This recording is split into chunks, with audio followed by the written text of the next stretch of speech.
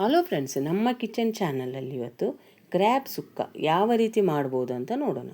ಮೊದಲಿಗೆ ನಾನು ಕ್ರ್ಯಾಬನ್ನು ಕೆಲವರಿಗೆ ಕ್ಲೀನ್ ಮಾಡೋದಕ್ಕೆ ಗೊತ್ತಿರೋದಿಲ್ಲ, ಅವರಿಗೆ ಕ್ರ್ಯಾಬನ್ನು ಯಾವ ರೀತಿ ಕ್ಲೀನ್ ಮಾಡ್ಬೋದು ಅಂತ ನಾನು ತೋರಿಸಿದ್ದೇನೆ. ಮೊದಲಿಗೆ ಕ್ರ್ಯಾಬ್ನ ಈ ಚಿಪ್ಪನ್ನು ಮೊದಲು ತೆಗಿಬೇಕು ಫ್ರೆಂಡ್ಸ್. ಈ ರೀತಿ ಅದರ ಚಿಪ್ಪನ್ನು ತೆಗೆದ ಮೇಲೆ ಫ್ರೆಂಡ್ಸ್, ಅದರಲ್ಲಿರುವಂಥ ಬ್ಲ್ಯಾಕನ್ನು ಎಲ್ಲವನ್ನು ನೀಟಾಗಿ ತೆಗಿಬೇಕು.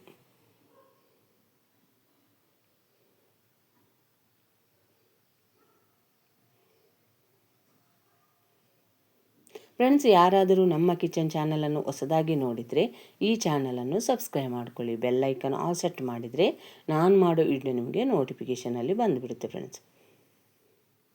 ಈಗ ಈ ರೀತಿ ಅದರ ಕಾಲುಗಳನ್ನು ಮುರಿಬೇಕು ಫ್ರೆಂಡ್ಸ್. ಕೈಯಲ್ಲಿ ಅದನ್ನು ಬೇಕಂದರೆ ನಾವು ಮುರಿಬೋದು.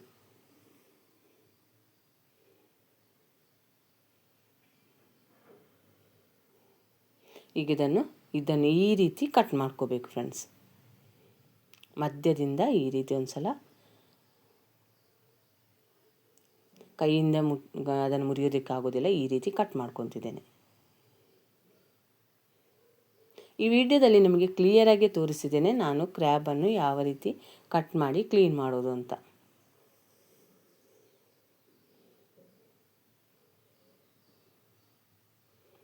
ಈ ರೀತಿ ನೀಟಾಗಿ ಇದನ್ನು ಕಟ್ ಮಾಡ್ಕೋಬೇಕು.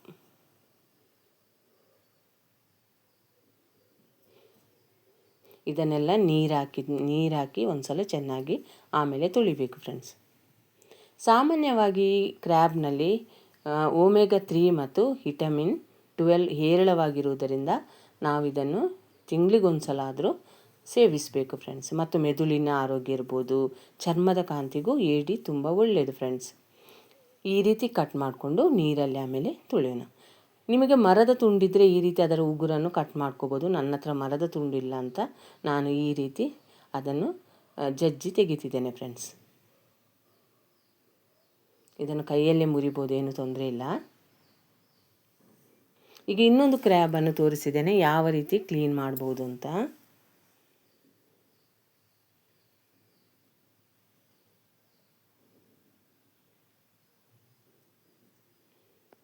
ಈ ರೀತಿ ನೀಟಾಗಿ ಅದರ ಚಿಪ್ಪನ್ನು ತೆಗೆದು ಅದರ ಕಾಲುಗಳನ್ನೆಲ್ಲ ಮೊದಲು ತೆಗೆಯೋಣ ಫ್ರೆಂಡ್ಸ್.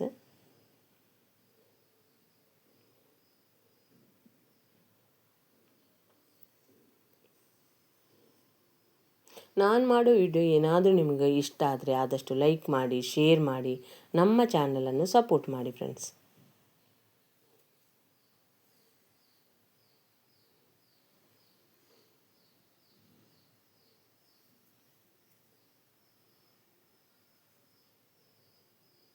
ಈ ರೀತಿ ಎಲ್ಲ ಕಟ್ ಮಾಡಿ ನೀರಲ್ಲಿ ತೊಳೆದು ಈಗ ತಗೊಂಡು ಬಂದಿದ್ದೇನೆ ಫ್ರೆಂಡ್ಸ್ ಕ್ರ್ಯಾಬನ್ನು.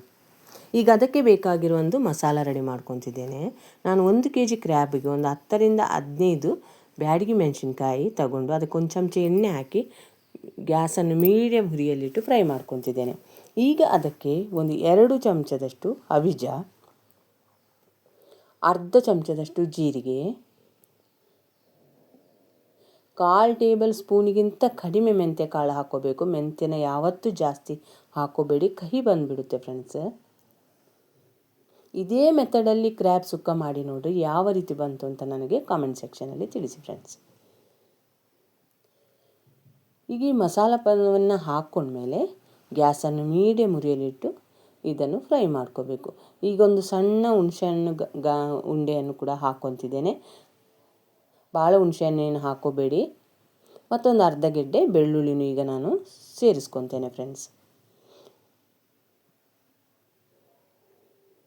ನಾನಿಲ್ಲಿ ಟೊಮೆಟೊ ಹಾಕೋದಿಲ್ಲ ಅಂಥೇಳಿ ಹುಣಸೆಹಣ್ಣನ್ನು ಹಾಕ್ಕೊಂಡಿದ್ದೇನೆ. ಒಂದು ಸಣ್ಣ ಲಿಂಬೆಹಣ್ಣಿನ ಗಾತ್ರದಷ್ಟು ಹುಣಸೆಹಣ್ಣು ಹಾಕ್ಕೊಂಡ್ರೆ ಸಾಕು.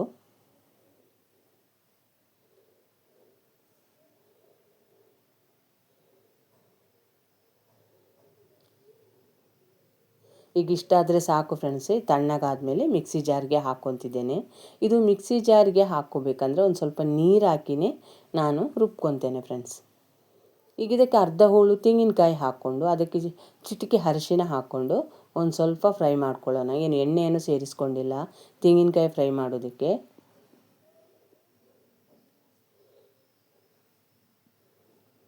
ಈ ರೀತಿ ತೆಂಗಿನಕಾಯಿಯನ್ನು ಹಾಕುವುದರಿಂದ ತುಂಬ ರುಚಿಯಾಗಿರುತ್ತೆ. ಅದಕ್ಕೋಸ್ಕರ ಒಂದು ಸ್ವಲ್ಪ ಬೆಚ್ಚಗೆ ಮಾಡ್ಕೊಂಡಿದ್ದೇನೆ.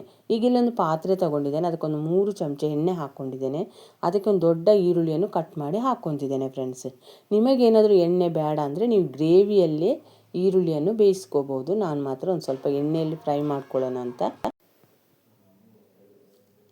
ಈರುಳ್ಳಿ ಒಂದು ಸ್ವಲ್ಪ ಫ್ರೈ ಆದಮೇಲೆ ಫ್ರೆಂಡ್ಸ್, ನಾನು ಈಗ ಇದಕ್ಕೆ ಒಂದು ಎಸಳು ಕರಿಬೇವು ಹಾಕ್ಕೊಂಡು ರುಬ್ಬಿರುವಂಥ ಮಸಾಲವನ್ನು ಹಾಕ್ಕೊತಿದ್ದೇನೆ. ಬ್ಯಾಡಗಿ ಮೆಣಸಿನ್ಕಾಯಿ ಮಸಾಲವನ್ನು ಈಗ ಹಾಕ್ಕೊಂಡಿದ್ದೇನೆ ಫ್ರೆಂಡ್ಸ್, ತೆಂಗಿನಕಾಯಿ ಸೇರಿಸ್ಕೊಂಡಿಲ್ಲ. ಈಗ ಇದಕ್ಕೆ ಒಂದು ಅರ್ಧ ಗ್ಲಾಸ್ ನೀರು ಹಾಕ್ಕೊತೇನೆ ಫ್ರೆಂಡ್ಸ್ ನಾನು. ಯಾಕಂದರೆ ಕ್ರ್ಯಾಬನ್ನು ಈ ಮಸಾಲೆ ಜೊತೆನೇ ಬೇಯೋದಕ್ಕೆ ಇಡ್ತಿದ್ದೇನೆ ಫ್ರೆಂಡ್ಸ್. ಯಾಕಂದರೆ ಕ್ರ್ಯಾಬ್ಗೆ ಉಪ್ಪು, ಹುಳಿ, ಖಾರ ಎಲ್ಲವನ್ನು ಹೀರ್ಕೊಳ್ಳಿ ಅಂತ ನಾನು ಅದರ ಜೊತೆನೇ ಬೇಯೋದಕ್ಕೆ ಇಡ್ತೇನೆ. ಈಗ ಒಂದು ಅರ್ಧ ಗ್ಲಾಸ್ ನೀರು ಹಾಕ್ಕೊತೇನೆ ಫ್ರೆಂಡ್ಸ್ ನಾನು ಇದಕ್ಕೆ. ಯಾಕಂದರೆ ಕ್ರ್ಯಾಬನ್ನು ಒಂದು 10 ನಿಮಿಷ ಆದರೂ ನಾವು ಬೇಯಿಸ್ಕೋಬೇಕು ಫ್ರೆಂಡ್ಸ್. ಅದಕ್ಕೋಸ್ಕರ ಚಿಟಿಕೆ ಅರಿಶಿನ ಮತ್ತು ಒಂದು ಸ್ವಲ್ಪ ಉಪ್ಪು ಹಾಕ್ಕೊಳ್ಳೋಣ. ಯಾಕಂದರೆ ಫಿಶ್ನಲ್ಲೂ ಸ್ವಲ್ಪ ಉಪ್ಪಿನಾಂಶ ಇರುತ್ತೆ, ಅದಕ್ಕೆ ನೋಡ್ಕೊಂಡು ಉಪ್ಪು ಹಾಕ್ಕೋಬೇಕು. ಕಡಿಮೆ ಆದರೆ ಲಾಸ್ಟಲ್ಲಿ ಬೇಕಂದರೆ ಹಾಕ್ಕೋಬೋದು ಫ್ರೆಂಡ್ಸ್. ಇಷ್ಟೇ ಉಪ್ಪು ಹಾಕ್ಕೊತಿದ್ದೇನೆ ನಾನು. ಈಗ ಇದಕ್ಕೆ ಕ್ರ್ಯಾಬನ್ನು ಹಾಕ್ಕೊತಿದ್ದೇನೆ ಫ್ರೆಂಡ್ಸ್.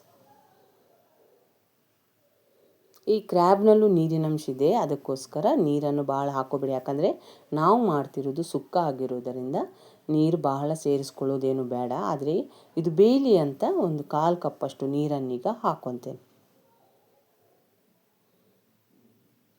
ಗ್ಯಾಸನ್ನು ಮಾತ್ರ ಮೀಡಿಯಮ್ ಉರಿಯಲ್ಲಿಟ್ಟು ಒಂದು 10 ನಿಮಿಷ ಇದನ್ನು ಬೇಯಿಸ್ಕೊಳ್ಳೋಣ ಫ್ರೆಂಡ್ಸ್. ನೀವು ಒಂದು ಸಲ ಟ್ರೈ ಮಾಡಿದರೆ ಪದೇ ಪದೇ ಇದೇ ಮೆಥಡಲ್ಲಿ ಕ್ರ್ಯಾಬ್ ಸುಕ್ಕ ಮಾಡ್ಕೊತೀರೋ. ಒಂದು ಸಲ ಟ್ರೈ ಮಾಡಿ ನೋಡಿ ಫ್ರೆಂಡ್ಸ್.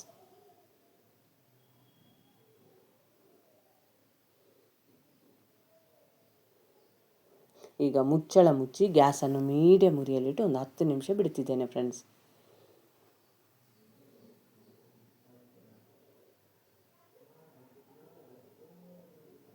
ಈಗ 10 ನಿಮಿಷ ಆಗಿದೆ ಫ್ರೆಂಡ್ಸ್, ನಾನು ನಿಮಗೆ ತೆಗೆದು ತೋರಿಸಿದ್ದೇನೆ. ಈಗ ಕ್ರ್ಯಾಬ್ ಚೆನ್ನಾಗಿ ಬೆಂದಿದೆ ಮತ್ತು ಅದರಲ್ಲಿರುವಂಥ ನೀರು ಕೂಡ ಬಿಟ್ಕೊಂಡಿದೆ ಫ್ರೆಂಡ್ಸ್. ನೀವು ನೋಡ್ತಿರ್ಬೋದು ಗ್ರೇವಿ ಯಾವ ರೀತಿ ರೆಡಿಯಾಗಿದೆ ಅಂತ. ಈಗ ನಾವು ಸುಕ್ಕ ಅಂದಮೇಲೆ ಇದರಲ್ಲಿ ಒಂದು ಸ್ವಲ್ಪ ಗ್ರೇವಿ ಅಂಶ ಇರುವುದರಿಂದ ಪರವಾಗಿಲ್ಲ ಫ್ರೆಂಡ್ಸ್. ಯಾಕಂದರೆ ನಾವು ಇದಕ್ಕೆ ರುಬ್ಬಿರುವಂಥ ತೆಂಗಿನಕಾಯನ್ನು ಹಾಕ್ಕೊತೇವೆ. ತೆಂಗಿನಕಾಯನ್ನು ಮಾತ್ರ ನಾನು ಡ್ರೈ ಆಗಿ ಅದನ್ನು ರುಬ್ಕೊಂಡಿದ್ದೇನೆ, ಅದಕ್ಕೆ ನೀರನ್ನೇನು ಸೇರಿಸ್ಕೊಂಡಿಲ್ಲ ಫ್ರೆಂಡ್ಸ್. ಯಾಕಂದರೆ ಇದರಲ್ಲಿ ಗ್ರೇವಿಯಲ್ಲಿ ನೀರಿನಂಶ ಇರುವುದರಿಂದ ಅದಕ್ಕೆ ಯಾವುದೇ ರೀತಿಯ ನೀರಿನಂಶ ಸೇರಿಸದೇ ಈ ತೆಂಗಿನಕಾಯನ್ನು ಈ ರೀತಿ ರುಬ್ಕೊಂಡಿದ್ದೇನೆ. ಈಗ ಅದನ್ನು ಸೇರಿಸ್ಕೊಂಡು ಕೂಡಲೇ ಎಲ್ಲ ನೀರಿನಂಶವನ್ನು ಈ ತೆಂಗಿನಕಾಯಿ ಹೀರ್ಕೊಳ್ಳುತ್ತೆ ಫ್ರೆಂಡ್ಸ್. ನಮಗೆ ಬೇಕಾಗಿರುವಂಥ ಕ್ರ್ಯಾಬ್ ಸುಕ್ಕ ಅಂತೂ ರೆಡಿ ಆಯಿತು. ಇದಕ್ಕೆ ಉಪ್ಪು ಏನಾದರೂ ಕಡಿಮೆ ಅನಿಸಿದರೆ ನೀವು ಸೇರಿಸ್ಕೋಬೋದು. ಆದರೆ ನಾನು ಮಾಡಿರೋದಕ್ಕೆ ಉಪ್ಪು ಕರೆಕ್ಟಾಗಿದೆ ಫ್ರೆಂಡ್ಸ್, ಅದಕ್ಕೆ ನಾನು ಉಪ್ಪನ್ನು ಸೇರಿಸ್ಕೊಂಡಿಲ್ಲ. ಈಗ ಲಾಸ್ಟಿಗೆ ಒಂದು ಸ್ವಲ್ಪ ಕೊತ್ತಂಬರಿ ಸೊಪ್ಪು ಆಪ್ಷನಲ್, ಬೇಕಂದರೆ ಹಾಕ್ಕೊರಿ, ಬೇಡ ಅಂದರೆ ಬೇಡ ಫ್ರೆಂಡ್ಸ್. ನೋಡಿದ್ರಲ್ಲ ಯಾವ ರೀತಿ ಡ್ರೈ ಕ್ರ್ಯಾಬ್ ಸುಕ್ಕ ರೆಡಿ ಆಯಿತು ಅಂತ.